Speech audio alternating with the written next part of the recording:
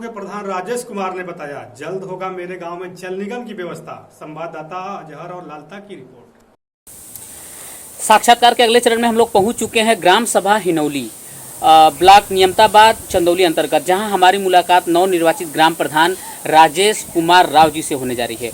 तो जानेंगे हम इस ग्राम सभा में क्या क्या समस्याएं अभी भी मौजूद है और अगले 5 सालों में किन किन बिंदुओं पर कार्य होना है।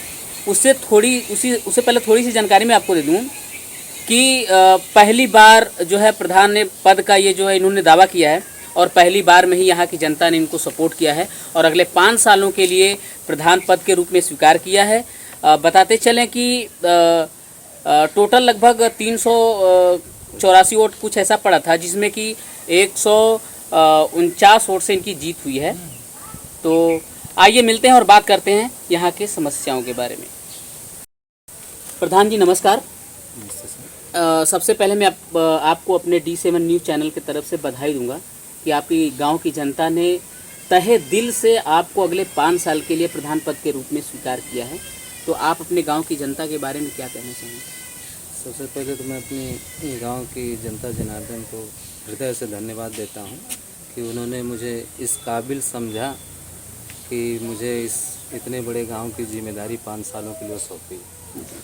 और आप लोगों का भी तहे दिल से शुक्रिया अदा करता हूं कि कम से कम मेरे माध्यम से मेरी गांव की समस्याओं को दिखाने के लिए आप हमारे घर तक आए, हमारे गांव तक आए, इसलिए आपको बहुत बहुत धन्यवाद।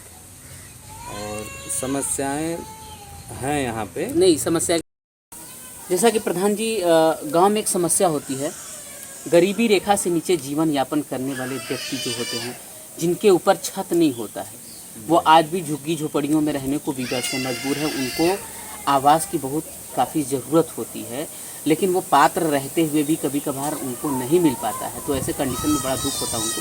तो आपके गांव में ऐसे लोग हैं क्या जिनको अत्यंत आवश्यकता है आवास की? बहुत सारे लोग अभी बचे हुए हैं।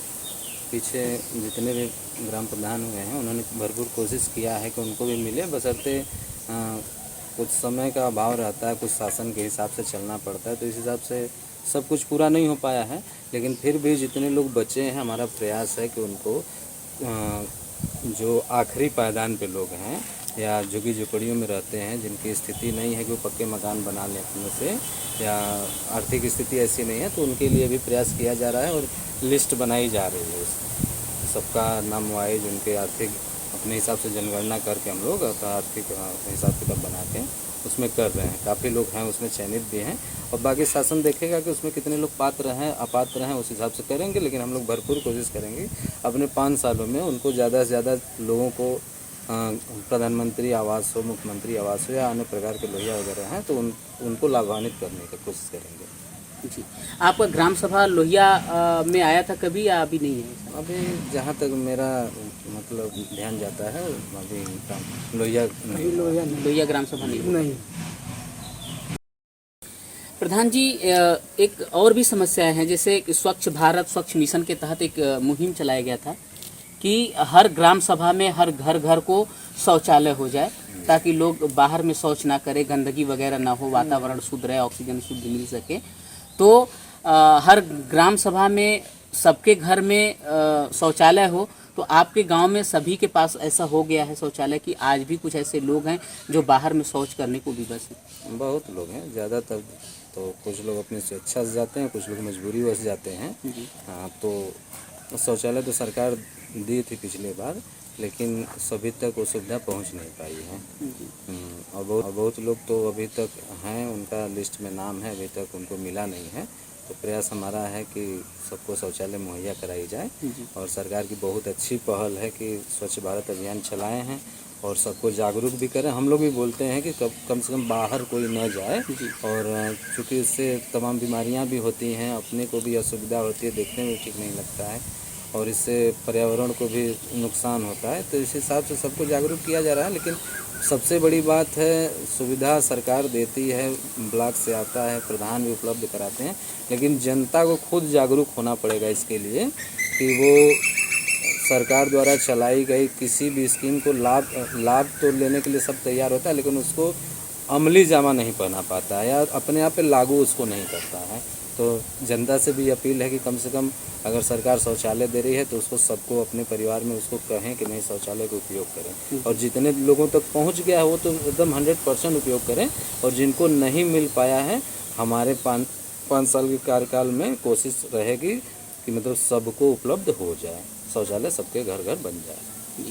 प्रधान जी का कहना है कि मतलब जिनके पास शौचालय है वो मतलब शौचालय में जाएं, बाहर में शौच ना करें। तो मेरा भी इस ग्राम सभा से निवेदन होगा कि वो लोग प्रधान जी की बातों को समझें और बाहर में शौच ना करें, वो शौचालय में ही जाएं ताकि साफ़ सुथरा ग्राम सभा रह सके, अच्छा वातावरण रह सके और सुरक्षित रह सके, यहाँ पे बीमारी वगैरह से मुक्त रहें।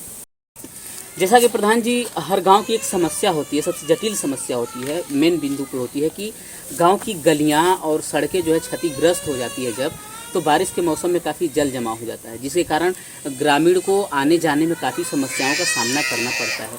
तो ऐसी समस्या आपके गांव में है? यहाँ पर भी समस्या है और बहुत ज़्यादा। यहाँ तो अभी तक तकरीबन जब से चुनाव हो रहे हैं समस्या जस का तस है। गलियाँ अभी भी वही है, सक्रिय है, मान लीजिए वो तो चलता रहेगा, बशर्ते पानी निकासी की कोई व्यवस्था यहाँ पे पहले से नहीं है। तो मेरा प्रथम उद्देश्य था कि यहाँ पे जल निकासी का हो जाए सिस्टम, उसके लिए मैं शासन को भी लिख कर दिया हूँ और भी आगे काम कर रहा हूँ। और रास्ते वगैरह का भी बहुत प्रॉब्लम यहाँ पे है, तो उस हिसाब से अभी जैसा शासन से आदेश आएगा, बाकी हम लोग तो अपनी मांग रखे ही हैं और कोशिश करेंगे कि 5 साल में उसको पूरा किया जाए।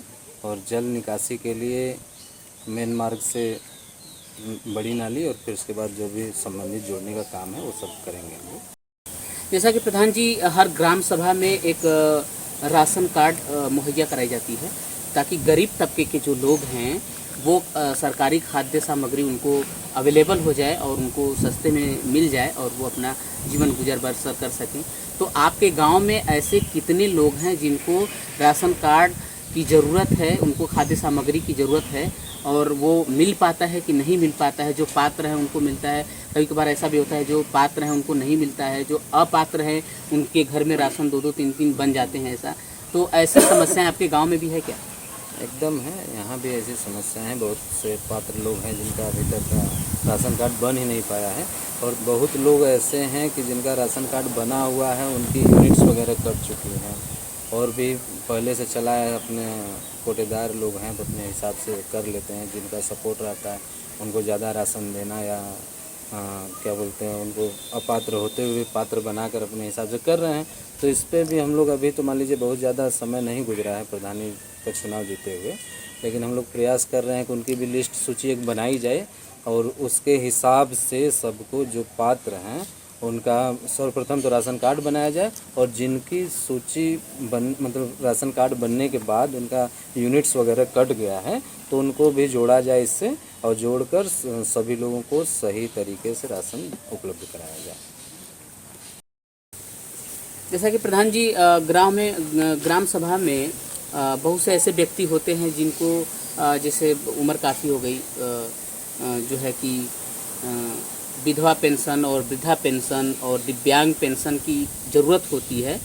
तो ऐसा मतलब आपके गांव में सभी लोग जो पात्र हैं उनको मिल पा रहा है कि अभी नहीं मिल पा रहा है, या नहीं मिल पा रहा है तो उनकी लिस्ट आपके पास है, ऐसा कुछ है?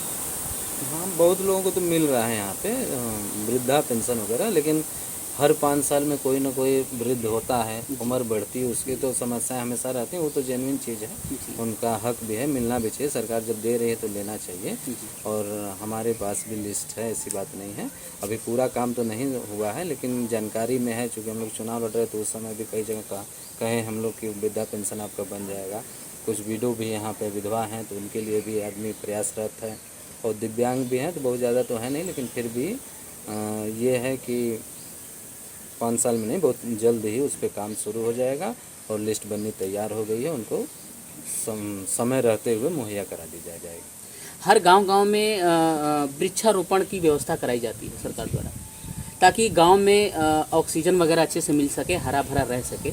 तो आपके गांव में वृक्षारोपण हुआ है, पौधे वगैरह आए हैं? पौधे तो लग जाते हैं, लेकिन उसमें से काफ़ी नष्ट हो जाते हैं क्योंकि लोग लगाने के बाद जो है उसका देख रेख सही से नहीं कर पाते। कभी गांव की जानवर जो हैं बकरियां वगैरह गाय वगैरह चर जाते हैं, समय से पानी नहीं मिल पाता है, तो उसके विषय में आप कुछ बताएं।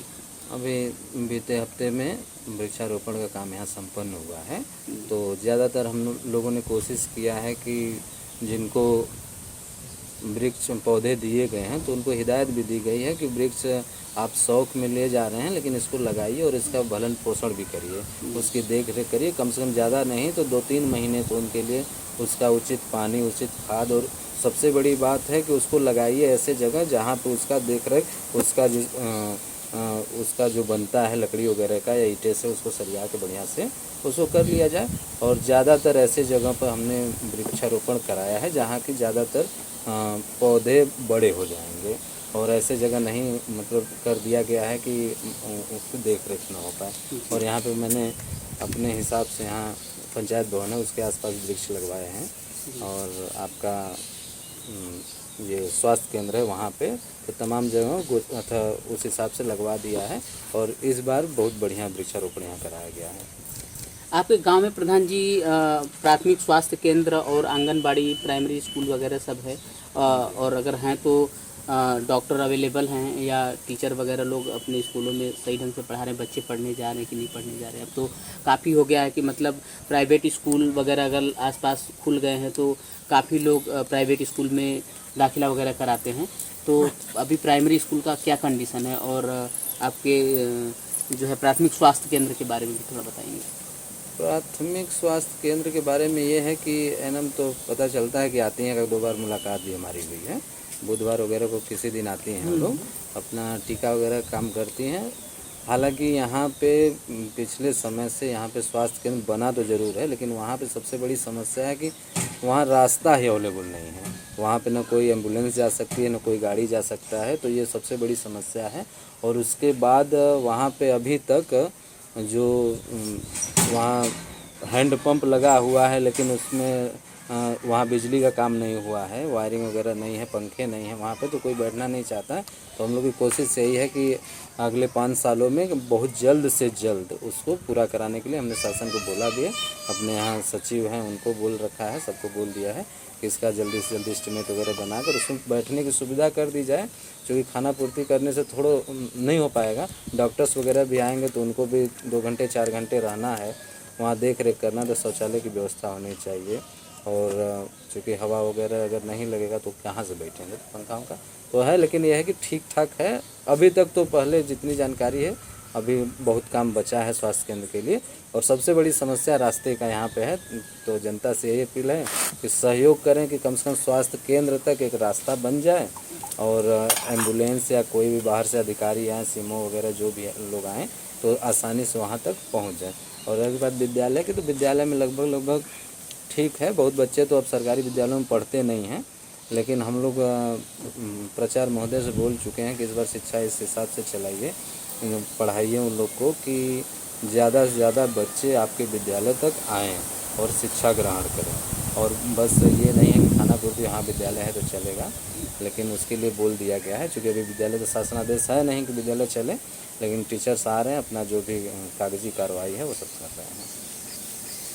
ग्रामीण क्षेत्र में प्रधान जी एक सबसे बड़ी समस्या होती है पेयजल को लेकर के, कि जैसे बरसात के मौसम में जल स्तर बढ़ जाता है जब, तो जो हैंडपंप या कुआं के द्वारा पानी निकाला जाता है वो दूषित हो जाता है, जिसको पी करके परिवार बीमार हो जाता है, बच्चे बीमार पड़ जाते हैं। तो आपके गांव में पेयजल का क्या व्यवस्था है? आज भी लोग हैंडपंप से पानी निकाल के पी रहे हैं, कुएं से पी रहे हैं, या जल निगम का व्यवस्था कुछ हो पाया है? देखिए, पेयजल की व्यवस्था ये है कि ज़्यादातर तो हैंडपंप लोग लगा लिए हैं, लेकिन जो सक्षम हैं, और नहीं तो कुएँ 20-21 तो कुएँ हैं। तभी मैंने पिछले 2-3 दिनों में वहाँ पे आपका ब्लीचिंग पाउडर वगैरह का छिड़काव कराया है, कुओं में डलवाया है। कुछ नालियाँ हैं जो बनी हुई हैं वहाँ पे भी डलवा दिया है। और सबसे बड़ी बात है कि जो जल जीवन मिशन सरकार द्वारा चलाया जा रहा है, हर गांव में पानी टंकी लगाने की व्यवस्था, तो हमारे कार्यकाल शुरू होते ही मुश्किल से हफ्ते 10 दिन के अंदर ऐसा मुझे सूचना है, तो हमने उसके लिए मीटिंग भी कराई। मीटिंग कराकर तकरीबन अपनी स्वीकृति भी दी, गांव वालों से भी लगभग आधे से ज़्यादा लोगों की स्वीकृति उनको सहमति पत्र के द्वारा साइन करा के सबको उपलब्ध करा दी गई है। और बात भी अधिकारियों से हो रही है तो उनका कहना है कि लगभग मानकर चलिए अगले महीने से जल जीवन मिशन वाला पानी टंकी 2.5 लाख लीटर का यहाँ लगने जा रहा है। बड़ा अच्छा लगा प्रधान जी आपसे बात करके, और आप अपने गांव के बारे में एक संदेश दे दीजिए। संदेश क्या देना है, जनता से अपील ही करनी है, हाथ जोड़कर निवेदन ही करना है कि समस्याएं गांव में बहुत हैं और हम लोग उत्सुक भी हैं, इसीलिए चुने गए हैं। तो ज़्यादातर प्रयास है कि जो रास्ते बचे हुए हैं यहाँ पे लोगों को असुविधा हो रही आने जाने के लिए, तो उसमें ज़्यादातर लोग सहयोग करें। जिनके ज़मीन से रास्ता जा रहा है उनसे भी अपील है कि कम से कम वो सहयोग हमारा करें। और प्रयास भी इसमें जारी है हम लोग का कि जहाँ विवादित है वहाँ पे दोनों पक्षों को बैठाकर अच्छे से बात विचार करके दोनों का विचार सुनकर जो भी संभव हो सके उस हिसाब से रास्ते वगैरह निकाले जा रहे हैं, नालियों का निर्माण कराने की व्यवस्था हो रही है यहाँ पे। और सबसे बड़ी बात जनता से ये अपील है कि जो छोटी छोटी बातों को लेकर आपस में वाद विवाद करते हैं तो कोशिश किया जाए कि बड़े बुजुर्गों का साथ लेकर और अपने से छोटे लोगों को समझा बुझाकर ऐसा नौबत ही ना आने दिया जाए कि उनको कहीं न्यायालय तक या कोर्ट कचहरी तक, थाने तक जाने की ज़रूरत पड़े। तो जनता से यही अपील है कि वो आपस में हमारे माध्यम से या अपने गार्जियंस के माध्यम से या बड़े बुजुर्गों के माध्यम से इन चीज़ों पे विशेष ध्यान देते हुए वाद विवाद न करें, आपस में झगड़े न करें और एक दूसरे का सहयोग करें और अपने बच्चों को भी अच्छी शिक्षा दें, अपने रहन सहन के हिसाब से समझाएं बुझाएं और गांव के विकास में सहयोग करें। और रास्ते वगैरह के लिए तो विशेष अपील है कि जिन लोगों के घर तक रास्ते नहीं गए हैं, सरकारी भवनों तक रास्ते नहीं गए हैं, जिनके भी ज़मीनें उसके बीच में आती हैं, तो उन लोग से विशेष अपील है कि वो हमारी और जनता का सहयोग करें और आप लोग का साथ रहेगा तो 5 साल में बहुत विकास किया जाएगा आप लोग के सहयोग से।